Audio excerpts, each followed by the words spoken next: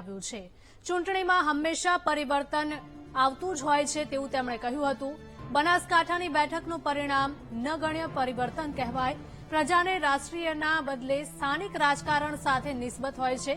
ક્ષત્રિય સમાજના લોકોએ રાષ્ટ્રહિતને ધ્યાનમાં રાખીને મતદાન કર્યું। પ્રજાએ એનડીએ ઉપર વિશ્વાસ રાખ્યો છે અને એનડીએ જે સરકાર બનાવશે એ નિર્વિવાદ વાત છે। શું કહેશો ગેનીબેને ભાજપની હેટ્રિક છે ગુજરાતમાં તે અટકાવી છે? જો સ્વાભાવિક રીતે ચૂંટણીમાં હંમેશા ગયા વખતનું રિઝલ્ટ હોય એવું 100% રિઝલ્ટ આવતું નથી હોતું। ક્યાંક તો ફેરફાર થતો જ હોય છે, એમાંનો આ નગણ્ય ફેરફાર છે। રાજસ્થાન, મધ્યપ્રદેશ, મહારાષ્ટ્ર જેવા રાજ્યોમાં ભાજપની સીટ કપાણી છે। શું કહેશો, ક્યાં પરિબળ હોઈ શકે? ત્યાં હવે જે લોકલ પરિસ્થિતિ હોય અને પ્રજાનો જે અવાજ હોય એ અવાજનું આ મતદાન દ્વારા પ્રદર્શન થયેલા છે, એમાં આપણે કઈ વિશેષ કહેવાનું હોય જ નહીં। ક્ષત્રિય આંદોલનનો કોંગ્રેસે ભરપૂર લાભ લીધો, પણ જોઈએ એવું કોંગ્રેસ ફાવી ન શકી। જો ભાઈ ક્ષત્રિય લોકોએ પણ જે રાજવી લોકોએ ભેગા થઈને કીધું હતું કે રાષ્ટ્રના હિતની અંદર આપણે ભાજપને નુકસાન થાય એવું ન કંઈ કરવું જોઈએ, અને જે ક્ષત્રિય વર્ગના મોટા ભાગના સમજદાર લોકોએ એ જે ક્ષમા વિરસ્ય ભૂષણમ આપણે કહીએ એ રીતે ક્ષમા યાચી દીધી હતી, પોતાનો રોષ એમને બતાવી દીધો હતો, પરંતુ એ રોષ ભાજપની વિરુદ્ધની અંદર ચૂંટણીમાં દર્શાવેલ નથી।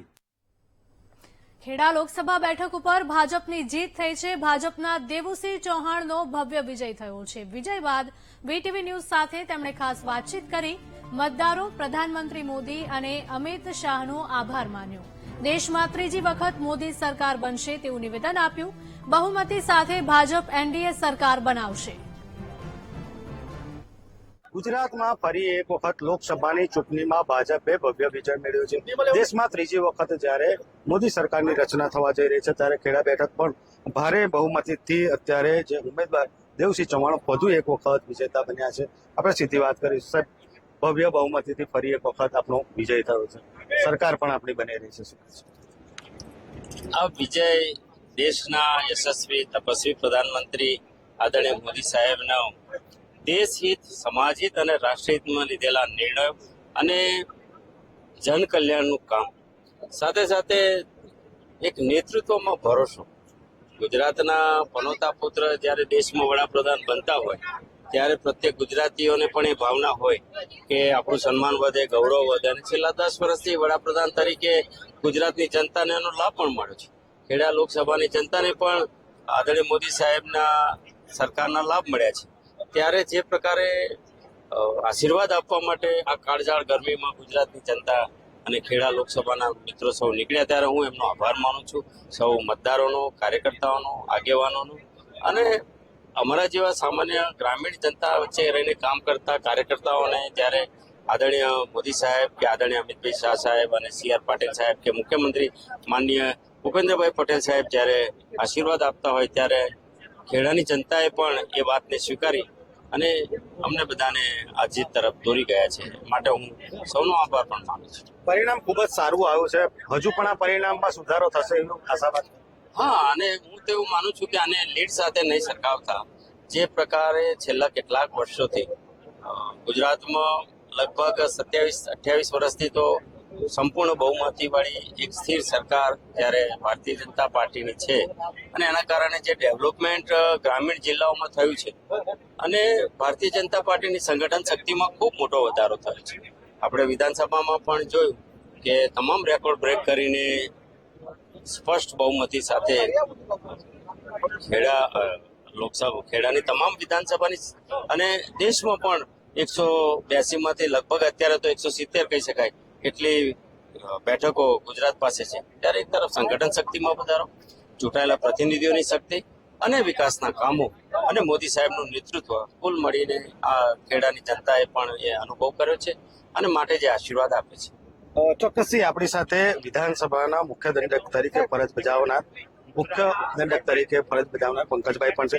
પંકજભાઈ, વધુ એક વખત ગુજરાતે કોંગ્રેસને નકારી કાઢી એવું વાતાવરણ છે, દેશમાં ત્રીજી વખત સરકાર છે, શું કહેશો?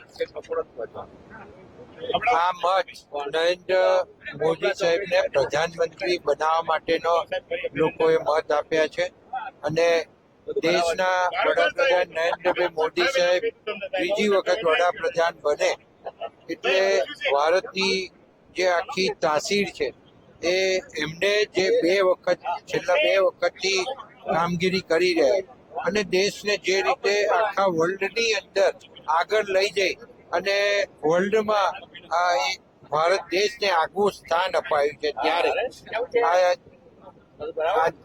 ભારત દેશ એ ત્રીજી આર્થિક મહાસત્તા બનવા માટે જઈ રહ્યો છે અને મોદી સાહેબે એ દિશામાં ક્યારની કામગીરી શરૂ કરી દીધી.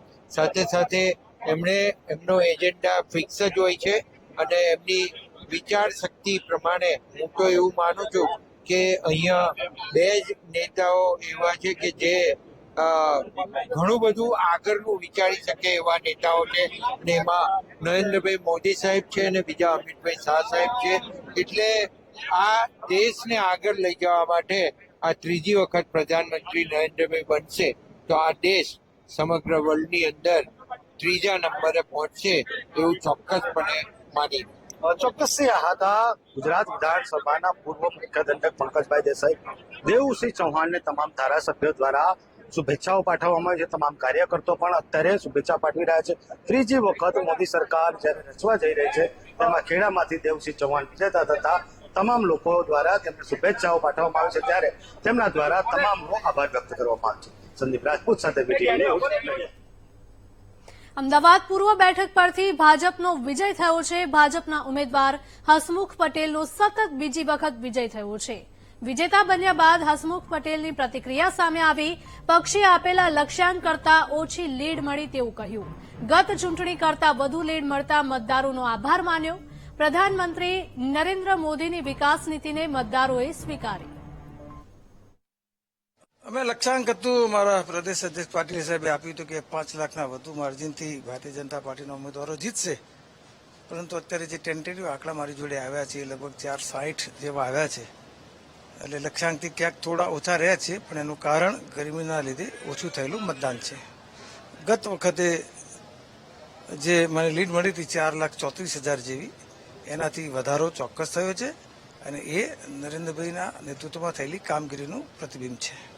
पटेल ने रिपीट कोई नैतिक अधिकार ही नहीं है सरकार बनाने का. जनता ने उन्हें रिजेक्ट कर दिया है, जनता ने उन्हें नकार दिया. इंडिया अलायंस के लिए कितनी बड़ी विक्ट्री है आपके हिसाब से? इंडिया अलायंस बहुत बड़ी विक्ट्री है क्योंकि ये विक्ट्री विपरीत परिस्थितियों में जिस तरह से तंग किया गया था विपक्षी दलों को, जैसे परेशान, उसमें इतनी बड़ी जीत लेना बहुत बड़ी बात है. बाकी अलायंस मेंबर से भी बात होगी. कल उनकी मीटिंग है. राज्य की लगभग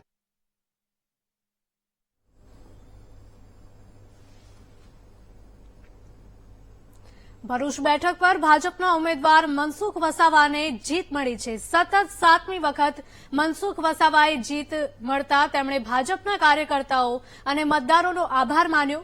મહત્વનું છે કે 86,000ની લીડથી મનસુખ વસાવાને જીત મળી છે. લોકસભાની બેઠક પર ભાજપના ઉમેદવાર સતત 7મી વાર વિજેતા બન્યા છે અને જે 7મી વાર વિજેતા બન્યા છે એવા મનસુખભાઈ જે સતત 7મી વાર તમે વિજેતા બન્યા છો, ભારતીય જનતા પાર્ટીએ તમારા પર વિશ્વાસ મૂક્યો હતો, કોઈક ને કોઈક જગ્યા પર ઊંચ નીચે થઈ હતી, પરંતુ આજે તમે વિજેતા બન્યા છો તો કેવું લાગી રહ્યું છે?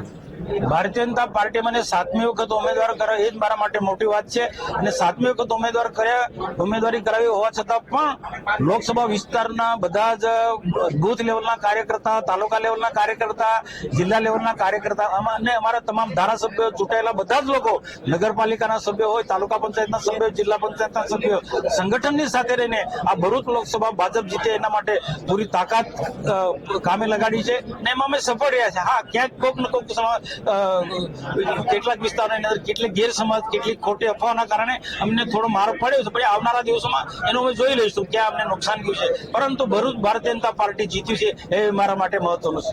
મનસુખભાઈ, જે પ્રમાણે તમે 6 ટર્મથી જીતતા આવ્યા છે એમાં લીડ સતત વધતી હતી, પરંતુ આ વખતે લીડમાં ઘટાડો જોવા મળ્યો છે, એની પાછળનું કારણ શું?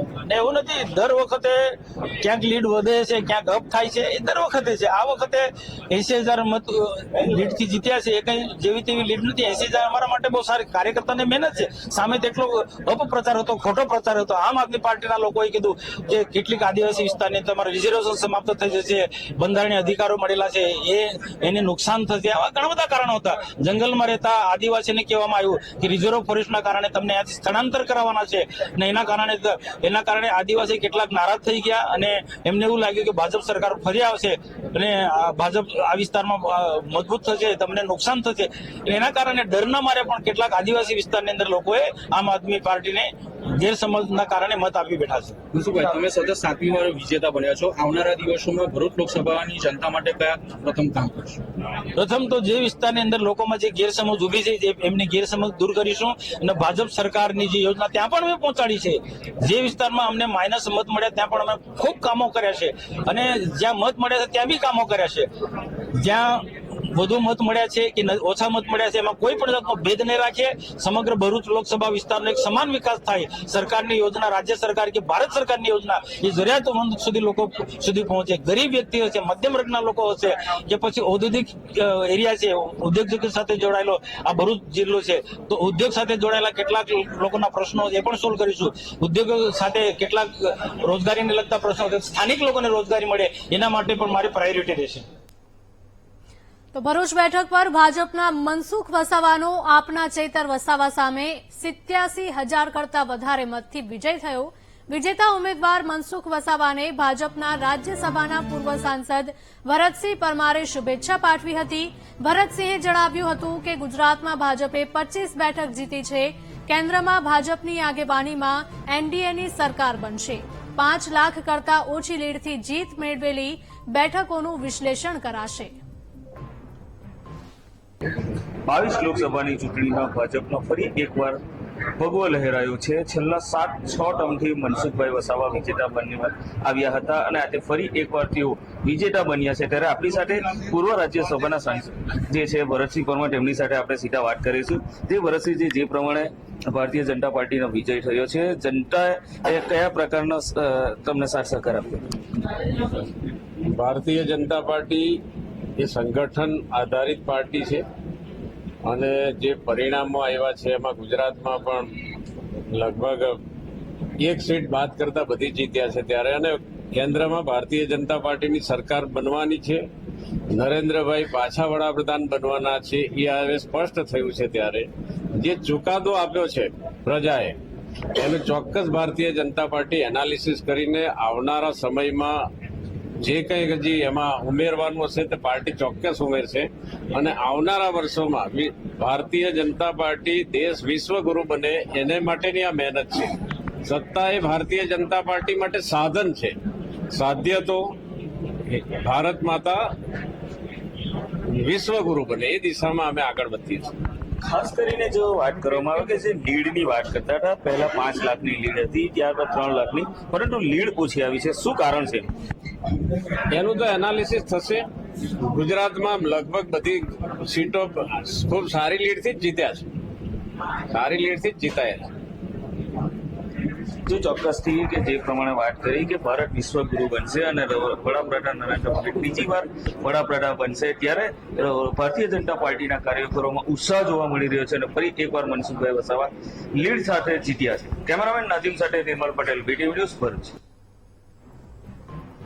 મહત્વના સમાચાર સામે આવી રહ્યા છે. સાંજે 7:30 વાગે ભાજપ કાર્યાલય પહોંચશે પીએમ નરેન્દ્ર મોદી. ભાજપ કાર્યકરોને સંબોધન કરવાના છે પીએમ મોદી.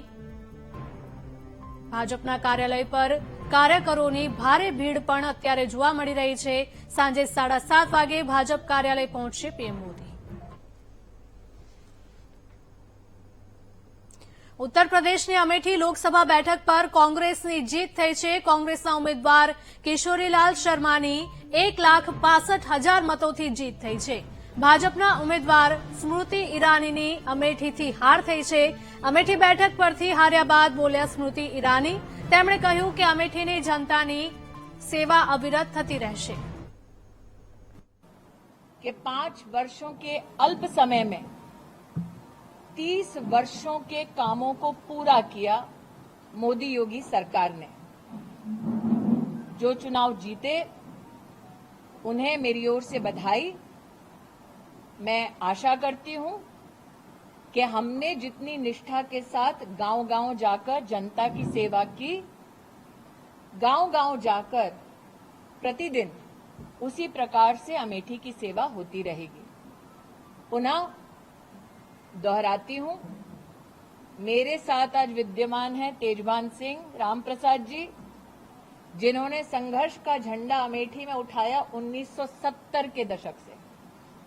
आज हमारी पीढ़ी ऐसे हमारे वरिष्ठ कार्यकर्ताओं नेताओं के प्रति कृतज्ञता का भाव रखते हुए आभार वंदन करती है। संगठन को और सशक्त करेंगे और संगठन पथ पर, जैसे कि अटल जी कहा करते थे, क्या हार में क्या जीत में, किंचित नहीं भयभीत में, संघर्ष पथ पर जो मिले ये भी सही वो भी सही, वरदान मांगेंगे नहीं। हम वो हैं जिन्होंने पूर्ण निष्ठा के साथ क्षेत्र की सेवा की और आगे भी संगठन की शक्ति के माध्यम से सेवा करते रहेंगे। તો ભાજપમાં આજે સન્નાટો છે તેવું નિવેદન મનોજ ઝા દ્વારા આપવામાં આવ્યું। 400 પારનો ફુગ્ગો ફૂટી ગયો તેવું પણ કહ્યું હતું। જેડીયુ અને ચંદ્રબાબુ નાયડુનો સહયોગ ન રહે તો બહુમત પણ નથી। નીતિશ કુમાર ગઠબંધનના સૂત્રધાર રહ્યા છે। નીતિશ કુમાર, ચંદ્રબાબુ નાયડુ કોઈ મહત્વનો નિર્ણય લઈ શકે છે। स्पष्ट है कि जिन लोगों ने खर्च का महाउत्सव मनाया था 3 दिनों तक, आज वो सन्नाटे में पड़े हुए हैं। कुल बीजेपी की अपनी सीट 230-32 पे जा रही है, बहुमत से अभी भी दूर है। और अगर मैं चंद्रबाबू नायडू की पार्टी टीडीपी को और यहाँ जेडीयू को थोड़ा विलग कर दूं तो मेजॉरिटी भी नहीं है, तो जाहिर है वो 400 पार का गुब्बारा फट गया है। बस कष्ट इस बात का है कि बिहार में मतगणना की कहता हूं कि नीतीश जी इस गठबंधन के सूत्रधार भी थे। हालांकि बाद में उन्होंने निर्णय लिया, लेकिन मुझे जहां तक उनकी राजनीति को मैं समझता हूं और जो तेजस्वी जी बार बार कह रहे थे कि 4 जून के बाद कुछ बड़ा हो सकता है, तो संभवतः नीतीश जी या फॉर दैट मैटर चंद्रबाबू, वो दोनों चाहेंगे कि देश को इस आत्म केंद्रित, आत्ममुग्ध, एक वेंडेटा वाली पॉलिटिक्स से दूर ले जाया जाए, ऐसा मेरा विश्वास है। સમાચારોમાં રોકાઈશું બ્રેક માટે।